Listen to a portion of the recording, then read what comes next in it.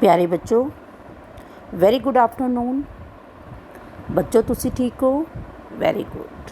तुसी सदा खुश रहो, सदा अपने जीवन विच मेहनत करते हुए अगे बढ़ते रहो। ठीक है बच्चों असी अज पंजाबी पाठ पुस्तक विचों पाठ 5 शकुंतला, किहड़ा पाठ है बच्चों? शकुंतला। बच्चों जिहड़ा ये पाठ है ये सानू इतिहास के बारे जानकारी देता है। इस पाठ नू केवल असी पढ़ना है अते इसनू समझना है। तो इस पाठ नू सारे बच्चे ध्यान नाल समझणगे। जिहड़ा बच्चों शकुंतला पाठ है इस दे लेखक हैं कालीदास। शकुंतला नाटक किसने लिखिया बच्चों? कालीदास ने। किसने लिखिया? कालीदास ने। इस कहानी विच शकुंतला दे नेक गुणों का वर्णन किया गया है अते नाल ही उस दे सिदक अते विश्वास की जित नूं भी बयान किया गया है। इस कहानी विच बच्चों शकुंतला दे नेक गुणों का, शकुंतला कौन सी, उसके जीवन विच किहड़ी किहड़ी कठिनाई आई, उसने अपना जीवन किस तरह बिताया, इस पाठ विच सारा दस्या गया। ये पाठ सानू साडे इतिहास के नाल जोड़ता है कि साडे इतिहास विच कई महान औरतां भी आईयां हन जिन्हां दा नाम अज तक साडे इतिहास विच अमर है। शकुंतला कौन सी? दसिया जाता है कि वो ऋषि विश्वामित्र की धी सी। उसका पालन पोषण कनव ऋषि ने किया सी। शकुंतला का पालनहार ये ऋषि एक दरिया के किनारे कुटिया बना के रहा सी, कुटिया बना के रह रहा सी। दरिया का आला दुआला बड़ा सुंदर सी। उत्थे अनेक तरह के बिरछ बूटे ते फल पौधे सन। उत्थे कई प्रकार के पशु पंछी वेखण नूं मिलते सन। इन्हां सुंदर ते कुदरती नज़ारिਆਂ विच शकुंतला पली अते वड्डी हुई। शकुंतला कौन सी?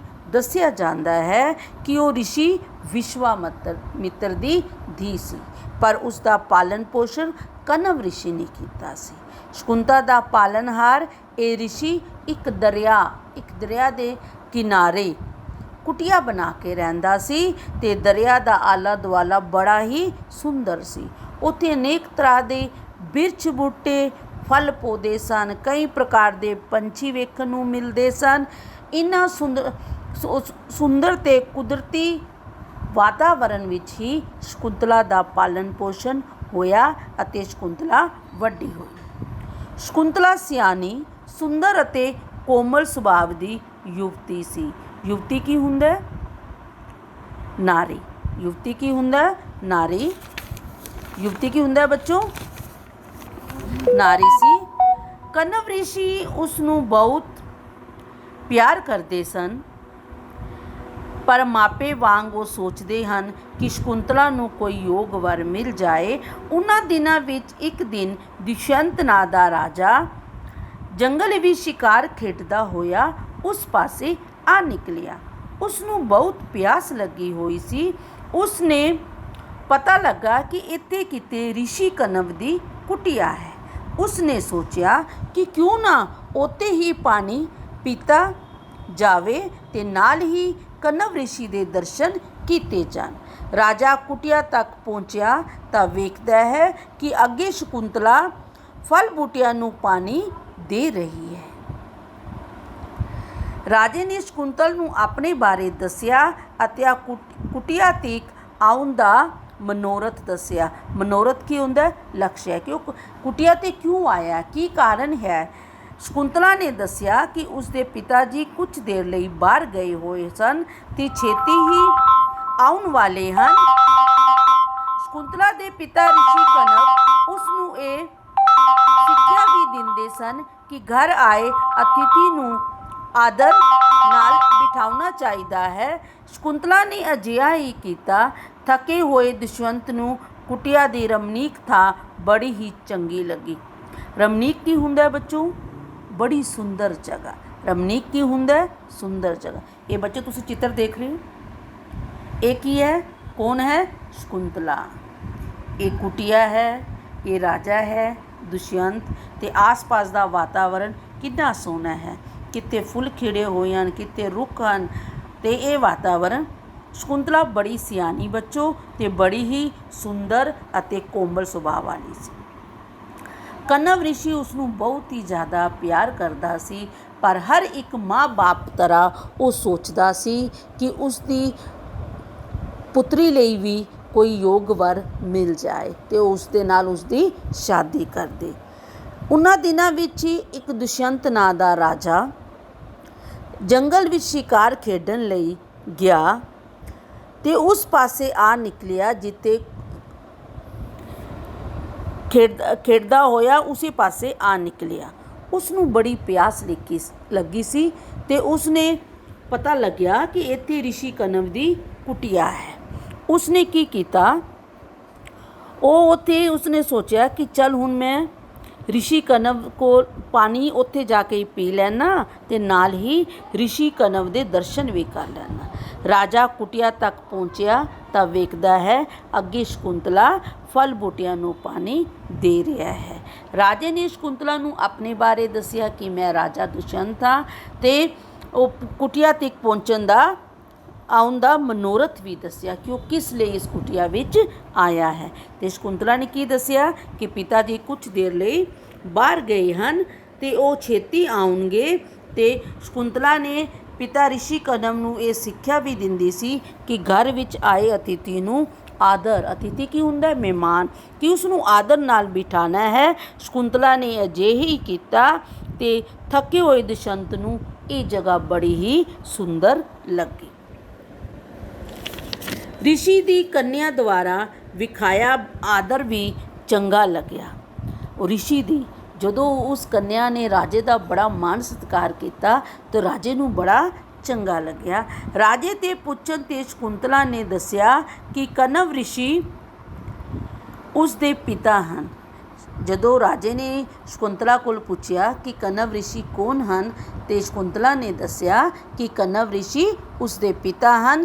ਕਨਵ ਰਿਸ਼ੀ ਨੂੰ ਉਡੀਕਦਿਆਂ ਦੁਸ਼ਯੰਤ ਨੇ ਸੋਚਿਆ ਕਿ ਅਕਲ, ਸ਼ਕਲ, ਹੋਰ ਗੁਣਾਂ ਦੀ ਮਾਲਕ ਇਹ ਯੁਵਤੀ ਮਹਿਲਾਂ ਦੀ ਰਾਣੀ ਹੋਣੀ ਚਾਹੀਦੀ ਹੈ। ਤੇ ਕਨਵ ਰਿਸ਼ੀ ਨੂੰ ਜਦੋਂ ਇੰਤਜ਼ਾਰ ਕਰ ਰਿਹਾ ਸੀ ਰਾਜਾ, ਤੇ ਉਸਨੇ ਸੋਚਿਆ ਕਿ ਇਹ ਸ਼ਕਲ, ਅਕਲ ਅਤੇ ਗੁਣਾਂ ਦੀ ਮਾਲਕ ਇਹ ਸੁੰਦਰ ਇਸਤਰੀ ਰਾਣੀ, ਮਹਿਲਾਂ ਦੀ ਰਾਣੀ ਹੋਣੀ ਚਾਹੀਦੀ ਹੈ। ਸ਼ਕੁੰਤਲਾ ਤੇ ਉਸਦੇ ਪਿਤਾ ਜੀ ਉਸ ਦੇ ਵਿਆਹ ਦਾ ਪ੍ਰਸਤਾਵ ਪ੍ਰਵਾਨ ਕਰ ਲੈਣ ਤਾਂ ਚੰਗੀ ਗੱਲ ਹੋਵੇਗੀ। ਹੁਣ ਰਾਜਾ ਸੋਚ ਰਿਹਾ ਹੈ ਕਿ ਸ਼ਕੁੰਤਲਾ ਅਤੇ ਉਸਦੇ ਪਿਤਾ ਕਨਵ ਰਿਸ਼ੀ ਉਸਦੇ ਨਾਲ ਉਸਦਾ ਵਿਆਹ ਕਰਨ ਲਈ ਅਗਰ ਇਹ ਪ੍ਰਸਤਾਵ ਮੰਨ ਲੈਣ ਤਾਂ ਬੜੀ ਚੰਗੀ ਗੱਲ ਹੋਵੇਗੀ। ਅੱਗੇ ਸ਼ਕੁੰਤਲਾ ਵੀ ਇਹ ਸੋਚ ਰਹੀ ਹੈ ਕਿ ਕਿਤੇ ਦੁਸ਼ਯੰਤ ਜਿਹਾ ਵਰ ਉਸਨੂੰ ਮਿਲ ਜਾਏ। ਤੇ ਸ਼ਕੁੰਤਲਾ ਵੀ ਰਾਜੇ ਨੂੰ ਦੇਖ ਕੇ ਉਸਦੇ ਮਨ ਵਿੱਚ ਵਿਚਾਰ ਆ ਰਿਹਾ ਹੈ, ਕਿਉਂ ਨਾ ਕਿ ਦੁਸ਼ਯੰਤ ਜਿਹਾ ਵਰ ਉਸਨੂੰ ਮਿਲ ਜਾਏ। ਰਿਸ਼ੀ ਕਨਵ ਦਾ ਵੀ ਆਪਣੀ ਧੀ ਲਈ ਅਜਿਹਾ ਵਰ ਮਿਲ ਜਾਣਾ ਤੇ ਪ੍ਰਸੰਨ ਹੋਣਾ ਸੁਭਾਵਕ ਸੀ। ਇੰਨੀ ਦੇਰ 'ਚ ਰਿਸ਼ੀ ਕਨਵ ਆ ਗਏ ਤੇ ਰਿਸ਼ੀ ਕਨਵ ਰਾਜਾ ਨੂੰ ਮਿਲੇ। ਤੇ ਜਦੋਂ ਰਾਜਾ ਨੇ ਇਹ ਪ੍ਰਸਤਾਵ ਰੱਖਿਆ ਤੇ ਰਿਸ਼ੀ ਕਨਵ ਨੇ ਉਸ ਪ੍ਰਸਤਾਵ ਨੂੰ ਮੰਨ ਲਿਆ ਤੇ ਬੜਾ ਪ੍ਰਸੰਨ ਹੋਇਆ। ਦੋਵਾਂ ਧਿਰਾਂ ਦੀ ਸਹਿਮਤੀ ਨਾਲ ਰਾਜੇ ਦੁਸ਼ਯੰਤ ਦਾ ਵਿਆਹ। ਦੋਵੇਂ ਧਿਰਾਂ ਕੀ ਹੁੰਦਾ? ਕਨਵ ਰਿਸ਼ੀ ਅਤੇ ਰਾਜੇ ਦੀ ਸਹਿਮਤੀ ਦੇ ਨਾਲ ਅਤੇ ਸ਼ਕੁੰਤਲਾ ਦੀ ਸਹਿਮਤੀ ਦੇ ਨਾਲ ਰਾਜੇ ਦੁਸ਼ਯੰਤ ਦਾ ਵਿਆਹ ਸ਼ਕੁੰਤਲਾ ਦੇ ਨਾਲ ਹੋ ਗਿਆ। ਇਸ ਵਿਆਹ ਪਿੱਛੇ ਰਾਜਾ ਦੁਸ਼ਯੰਤ ਕੁਝ ਸਮਾਂ ਉੱਥੇ ਹੀ ਰਿਹਾ, ਪਰ ਰਾਜਕਾਜ ਦੇ ਝਮੇਲਿਆਂ ਦਾ ਫਿਕਰ ਕਰਦਿਆਂ, ਪਰ ਉਸਨੂੰ ਆਪਣੇ ਰਾਜਕਾਜ ਦੇ ਝਮੇਲਿਆਂ ਕੀ ਹੁੰਦਾ? ਰਾਜਕਾਜ ਦੇ ਕੰਮ ਬਾਰੇ। ਝਮੇਲਿਆਂ ਕੀ ਹੁੰਦਾ ਬੱਚੋ? ਰਾਜਕਾਜ ਦੇ ਕੰਮ ਬਾਰੇ ਉਹ ਸੋਚਦਾ ਹੋਇਆ ਉਸਨੂੰ ਮਹਿਲਾਂ ਦੀ ਯਾਦ ਫਿਕਰ ਕਰਦੇ ਆਪਣੇ ਮਹਿਲਾਂ ਨੂੰ ਵਾਪਸ ਆ ਗਿਆ। ਕਿੱਥੇ ਆ ਗਿਆ ਬੱਚੋ? ਆਪਣੇ ਮਹਿਲਾਂ 'ਤੇ ਵਾਪਸ ਆ ਗਿਆ ਅਤੇ ਉਸਨੇ ਰਿਸ਼ੀ ਕਨਵ ਨੂੰ ਦੱਸਿਆ ਕਿ ਉਹ ਆਪਣੀ ਸ਼ਕੁੰਤਲਾ ਨੂੰ ਛੇਤੀ ਹੀ ਮਹਿਲ 'ਤੇ ਲੈ ਜਾਵੇਗਾ। ਠੀਕ ਹੈ, ਉਸਨੇ ਕੀ ਕੀਤਾ? ਰਿਸ਼ੀ ਕਨਵ ਨੂੰ ਕਿਹਾ ਕਿ ਉਹ ਵਾਪਸ ਮਹਿਲ ਵਿੱਚ ਜਾ ਰਿਹਾ ਅਤੇ ਉਹ ਜਲਦੀ ਹੀ ਆਏਗਾ ਅਤੇ ਸ਼ਕੁੰਤਲਾ ਨੂੰ ਵੀ ਮਹਿਲਾਂ ਵਿੱਚ ਲੈ ਜਾਏਗਾ। ਜਾਣ ਤੋਂ ਪਹਿਲਾਂ ਰਾਜਾ ਦੁਸ਼ਯੰਤ ਨੇ ਇੱਕ ਮੁੰਦਰੀ ਸ਼ਕੁੰਤਲਾ ਨੂੰ ਦੇ ਦਿੱਤੀ। ਇਸ ਦਾ ਮਤਲਬ ਇਹ ਸੀ ਕਿ ਜੇ ਰਾਜਾ ਕਿਸੇ ਕਾਰਨ ਸ਼ਕੁੰਤਲਾ ਨੂੰ ਯਾਦ ਨਾ ਰੱਖ ਸਕੇ ਤਾਂ ਉਹ ਇਹ ਮੁੰਦਰੀ ਉਸਨੂੰ ਕੀਤਾ ਗਿਆ ਇਹ ਵਿਆਹ ਯਾਦ ਕਰਵਾ ਦੇਵੇਗੀ। ਤੇ ਰਾਜਾ ਮਹਿਲਾਂ ਨੂੰ ਜਾਣ ਲੱਗਾ। ਮਹਿਲਾਂ ਤੋਂ ਜਾਣ ਤੋਂ ਪਹਿਲਾਂ ਰਾਜਾ ਨੇ ਇੱਕ ਮੁੰਦਰੀ, ਇੱਕ ਅੰਗੂਠੀ, ਮੁੰਦਰੀ ਕੀ ਹੁੰਦੀ ਹੈ? ਅੰਗੂਠੀ, ਸ਼ਕੁੰਤਲਾ ਨੂੰ ਦੇ ਦਿੱਤੀ।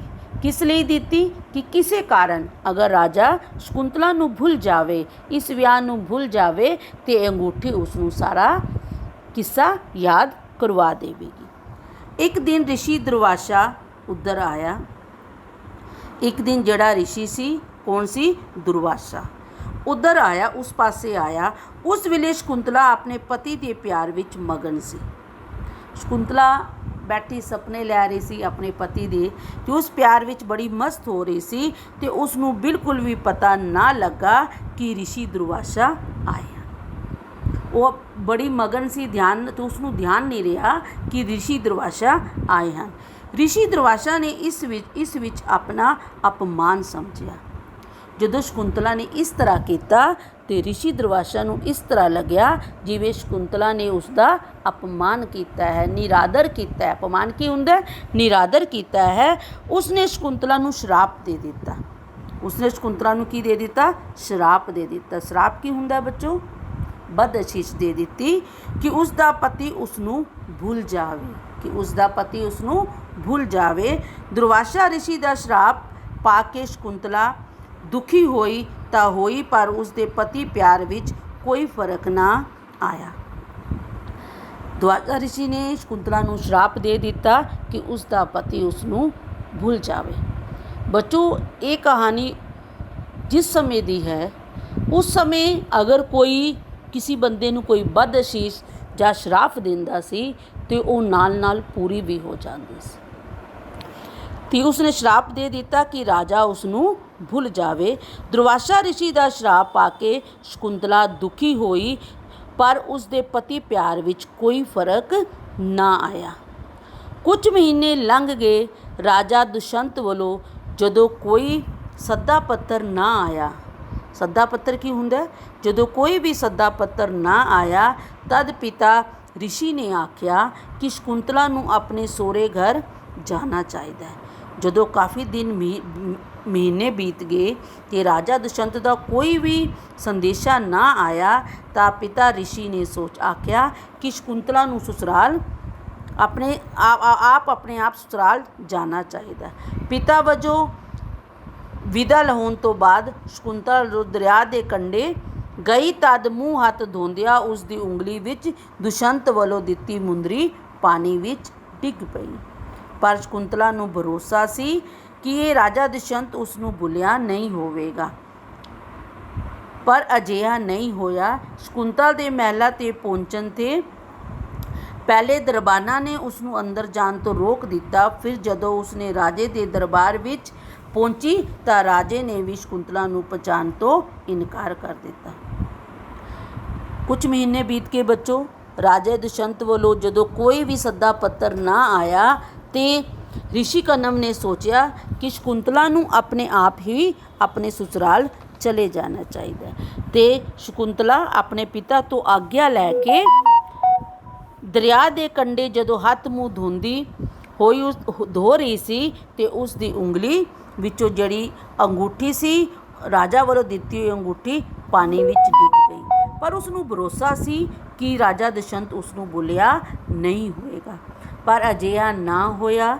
ਸ਼ਕੁੰਤਲਾ ਦੇ ਰਾਜ ਮਹਿਲ ਪਹੁੰਚਣ 'ਤੇ ਪਹਿਲੇ ਤੇ ਦਰਬਾਰਾਂ ਨੇ ਹੀ ਉਸ ਨੂੰ ਅੰਦਰ ਜਾਣ ਤੋਂ ਰੋਕ ਦਿੱਤਾ। ਫਿਰ ਜਦੋਂ ਉਸ ਰਾਜੇ ਦੇ ਦਰਬਾਰ ਵਿੱਚ ਪਹੁੰਚੀ ਤਾਂ ਸ਼ਕੁੰਤਲਾ ਤਾਂ ਰਾਜੇ ਨੇ ਵੀ ਪਛਾਣਨ ਤੋਂ ਇਨਕਾਰ ਕਰ ਦਿੱਤਾ।